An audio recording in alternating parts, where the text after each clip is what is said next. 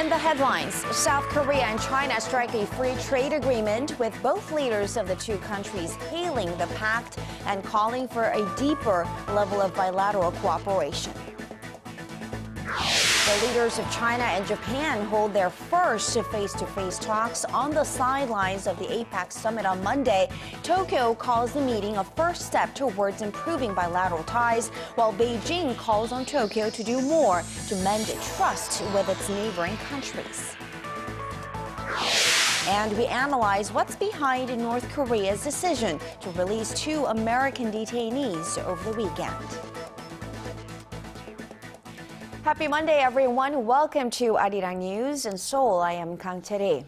We start with South Korea and China ending their 2.5 years of free trade negotiations. That announcement was confirmed during a one-on-one between President Park Geun-hye and Chinese leader Xi Jinping ahead of the official opening of the APEC summit today. The two leaders also discussed the prospects of a 3-way foreign ministers meeting with Japan. Choi files this report from Beijing.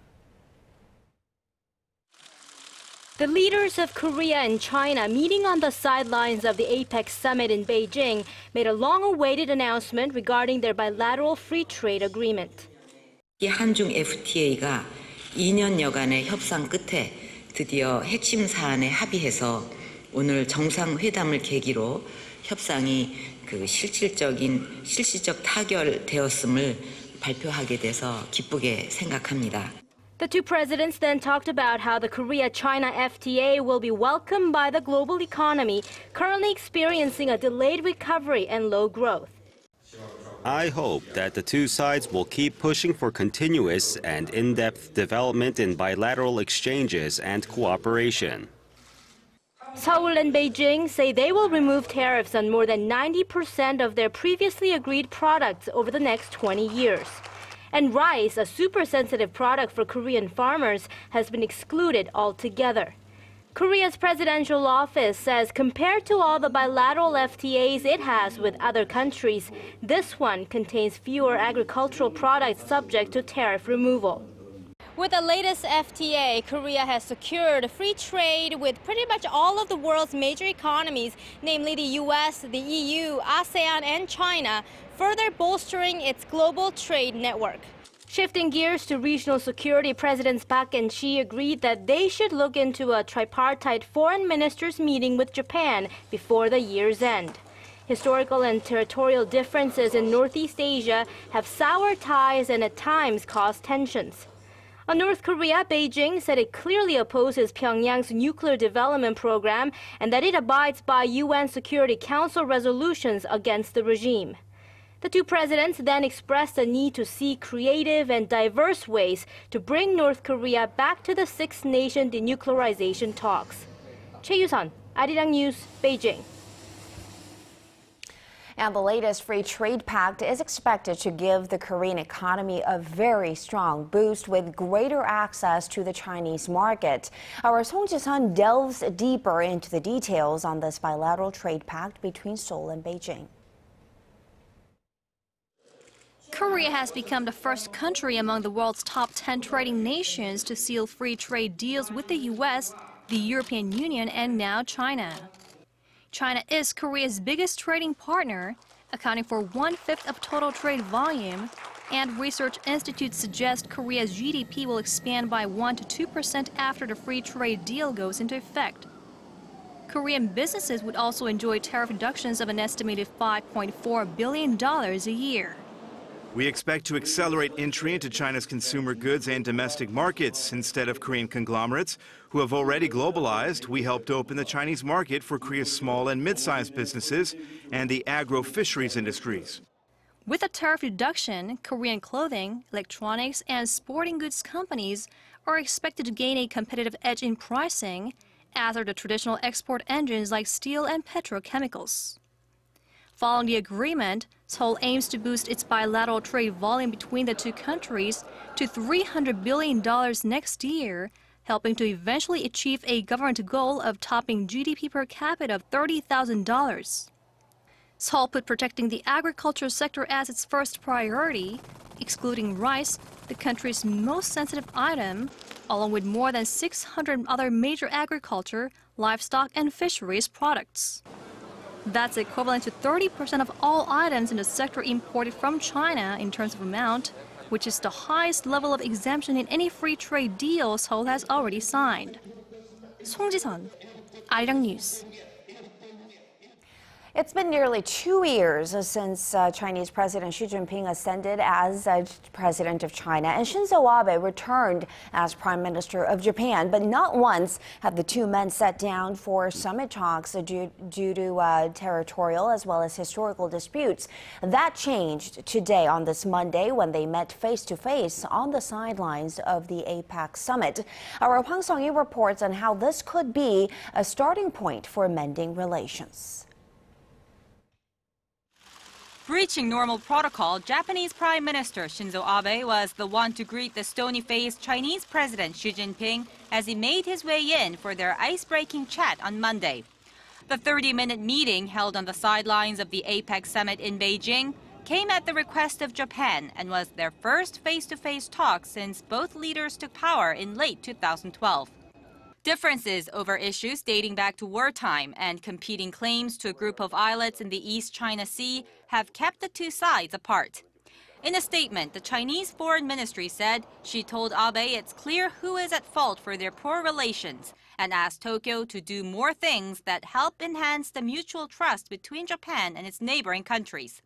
Speaking to reporters, Abe called the meeting a first step toward improving their relationship and creating mutually beneficial strategic ties. Prime Minister Abe said the two sides agreed to set up a hotline to prevent maritime clashes, expressing hopes that they will soon start administrative work to implement the system. While no groundbreaking deal was reached, experts say the handshake between the leaders of China and Japan could mark a turning point, calling the simple fact that they met significant. Hwang Sung-yi, Arirang News. And staying with the APEC summit underway in Beijing, analysts say China, as the host country, will be using this opportunity to promote itself as a regional power, both on the economic and diplomatic fronts. Our Kim Young-gil looks into how Beijing might be trying to keep its biggest global competitor, the U.S., in check. Chinese President Xi Jinping has laid out his vision to lead the Asia-Pacific region, both economically and diplomatically. At the top of Beijing's agenda for this week's APEC summit is the Free Trade Area of the Asia-Pacific, or FTAAP. It's part of China's vision to consolidate and simplify the numerous free trade agreements within the region. China hopes to use this week's APEC summit as a venue to study and discuss the costs and benefits of the FTAAP, and would like to see it mentioned in the final draft of the summit's communique. Some Chinese experts view the FTAAP as a strategic move to counter the US-led 12-nation Trans-Pacific Partnership, or TPP, which excludes China. Washington has made implementation of the TPP a priority in expanding trade in the region. On top of the FTAAP, China will also be pushing its vision to set up the Asian Infrastructure Investment Bank, which has been likened to China's version of the International Monetary Fund. The AIIB, to be established by the end of next year, will help finance infrastructure development in the Asia-Pacific region with an authorized capital of $100 billion. On the diplomatic side, China will be seeking to ease concerns about its rise, particularly with it entangled in a number of territorial disputes in the East and South China Seas and historical tensions with neighboring countries. While trying to ease those tensions, Chinese President Xi and those close to him will also present the case that they are a viable alternative and counterbalance to the United States, which has actively been trying to pivot to Asia. Kim Young-gil, Arirang News.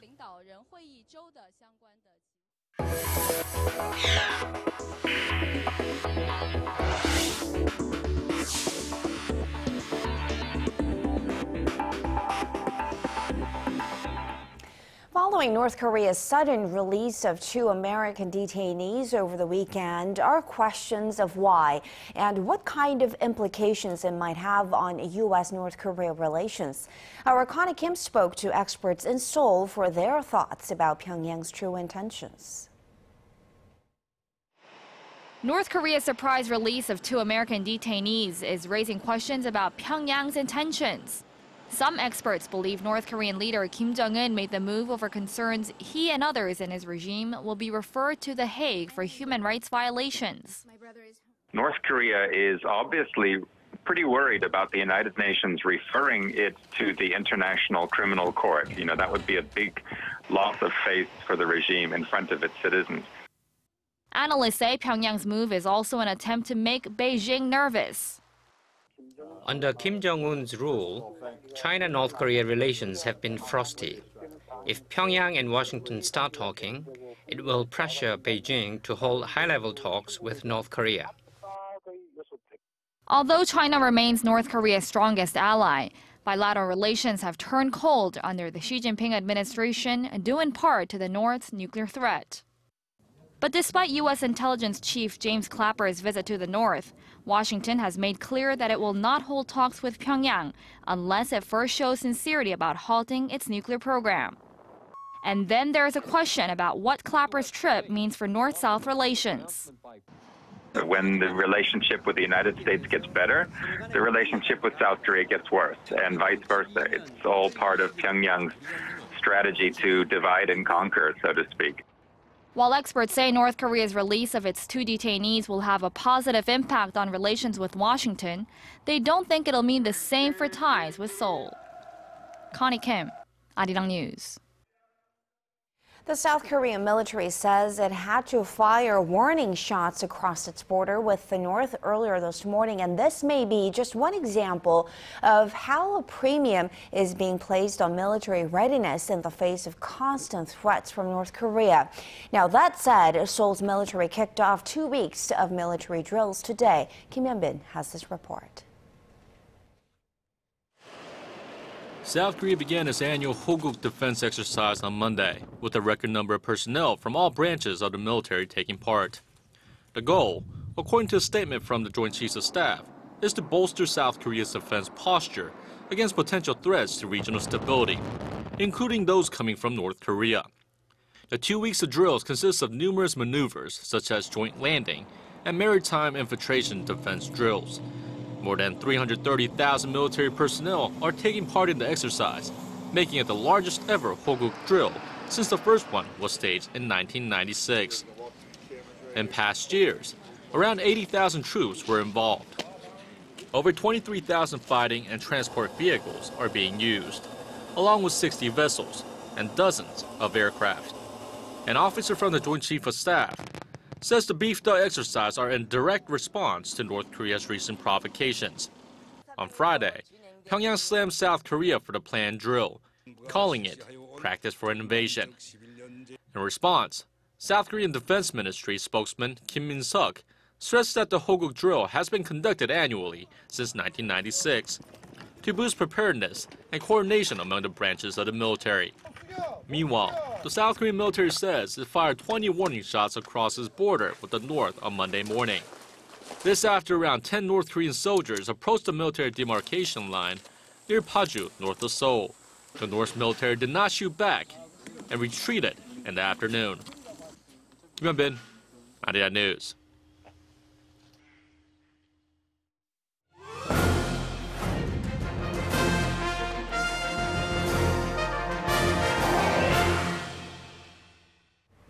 Steel is one of Korea's major export items, with outbound shipments accounting for more than half of the Korea's GDP. But the country's leading steelmaker, POSCO, is losing ground in the global market these days. And our Hwang Ji tells us how the company is or should cope with the situation.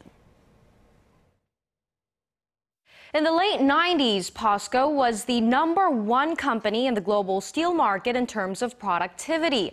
But that was a long time ago. Today, it's the world's 6th largest steel maker, with Chinese mills quickly making up ground, or in some cases, even moving past POSCO. Is it a sign of things to come? Take a look. China's steel exports are going strong, hitting a record high in September. This has a lot to do with Chinese steelmakers looking to the global market with a slowdown in the domestic economy, but their low prices are also enticing global clients. This is bad news for Korea's largest steelmaker, POSCO. Chinese competitors are starting to export to markets that POSCO does, which means more competition and slumping steel prices. China's rise and oversupply of steel products stemming from the slow world economy are hurting POSCO's numbers. POSCO is trying to cut costs, offloading its non-steel businesses, but analysts say this cannot be a cure-all for POSCO. The answer lies in building its market leadership. Aggressive marketing can do the job. POSCO should expand its global marketing network and strategic alliances with its customers while innovating its products together. POSCO is calling the innovation strategy solution marketing. The company has vowed to work with its customers from the early stage of product development so that its new steel products cater specifically to their needs. Earlier this year, POSCO came up with stronger but lighter steel products such as hot press forming steel and magnesium panels to be used in French automaker Renault's new hybrid car after years of joint R&D. And with its years of experience as an industry leader, POSCO is still looking ahead, searching for new growth engines in basic materials and the clean energy sector, where it expects to find its next cash cow. 황지혜, Arirang News. With more and more people using social networking websites, companies now have many more options for advertising. It's no longer limited to televisions or newspaper ads. YouTube marketing is where it's at. Our Kim Min-ji reports on why this method could be more effective and more engaging. Viral frenzy. Korea's distribution industry is taking its marketing campaigns online, and they're getting funnier and more sensational. This video featuring a fashion brand's fall and winter collection got 1.9 million views in just the first 2 weeks after going on YouTube. YouTube marketing allows us to better deliver the story and concept of our brand. We can also check out instantly who is interested in our products, and the popularity of the ad leads to increased sales. Paldo, a local food and beverage company, saw sales of its traditional rice drink Sikhae jump 35% after the release of an online ad, which it says allowed them to reach a larger consumer base. In some cases, it's not just about sales and numbers. This campaign of an online shopping mall, for one, looks to rebuild its image with a thank you message to postal workers.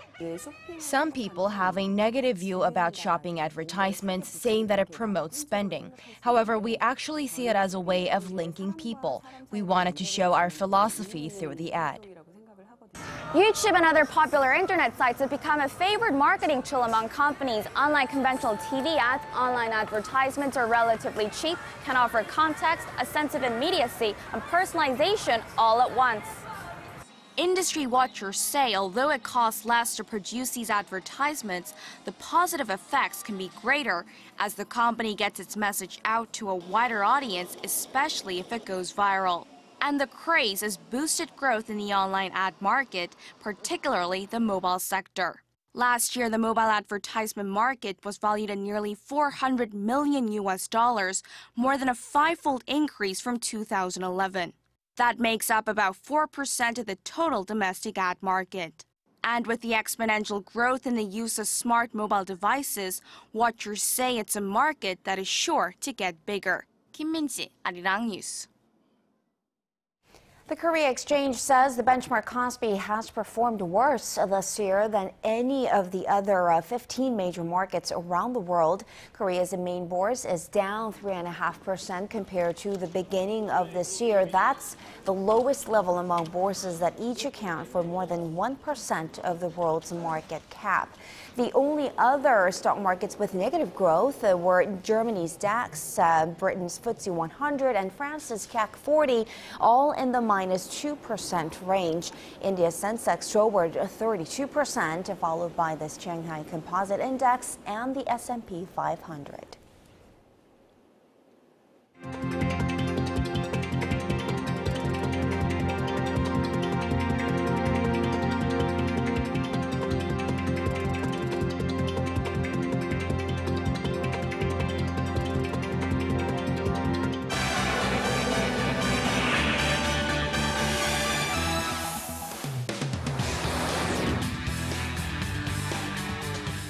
U.S. President Barack Obama has declared a dramatic shift in the battle against Islamic State militants in Iraq and Syria. To tell us more, Paul Lee is joining us from the News Center. Paul, Obama called it a new phase for U.S. military operations in the region. Tell us what kind of measures are being introduced. Well, first, the number of American military personnel dispatched to Iraq will be doubled to about 3,100. The president described this transition as being more offensive than defensive in nature, stressing the need for Iraqi security forces to push back against the Islamic State threat. Our Connie Lee has the details. U.S. President Barack Obama is calling it a new phase in the fight against Islamic State.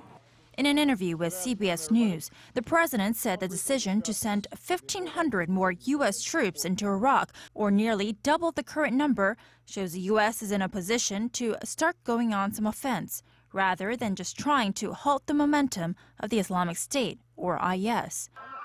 President Obama reiterated that the troops will not be engaged in combat operations, but provide additional training for Iraqi soldiers and militia fighters on the ground. It may be helping. Recent video from Iraq's defense ministry shows its army recapturing 3 villages from IS militants west of Baghdad. Troops of the 17th Infantry Division, 60th Brigade, backed by air support from Army Aviation, destroyed hideouts of Daesh in Al Refuge area. You have seen the bodies, and victory was achieved. Meanwhile, U.S. officials have not yet confirmed reports that the leader of IS, Abu Bakr Baghdadi, was injured during an airstrike on Friday that hit a gathering of militant leaders in the northern Iraqi town of Mosul. With IS militants already having seized large areas in Iraq and Syria, President Obama is asking Congress for $5.6 billion for operations to stop their progress. Connie Lee, Arirang News. And shifting to the International Space Station now, Paul, an expedition crew has safely returned home after completing a 6-month-long mission. Give us the details. Well, veteran Russian cosmonaut Maxim Sureyev, who was commander during the mission, and 2 other international crew members successfully undocked from the station on Saturday. The group, including American astronaut Reid Wiseman and Alexander Gerst from the European Space Agency, hurtled back to Earth in their Soyuz capsule for more than 3 hours before landing in Kazakhstan on Sunday. The $100 billion orbital outpost is scheduled to receive its new crew later this month as it continues its partnership across 15 nations. And finally, turning to Japan, the country is struggling to pull itself out of a prolonged economic slump, but one of its oldest industries is undergoing quite a revival. Funeral arrangements are not exactly the first things that come to many minds when talking about economic recovery, but it looks like the business is booming. Well, it's the latest trend hitting Japan as more and more companies are catering to seniors to help them prepare for that final transition. Over the past 13 years, the industry has more than doubled and is now worth over $5 billion. The country's biggest shopping chains are also getting in on the action, selling coffins and will writing services. Japan's population is expected to shrink by nearly 30% over the next half-century, positioning a bright future for this age-old market. Chery? All right. Some people are making money. That's good news, I guess. Thanks so much for those stories, Paul, and we'll see you back here in just about 2 hours.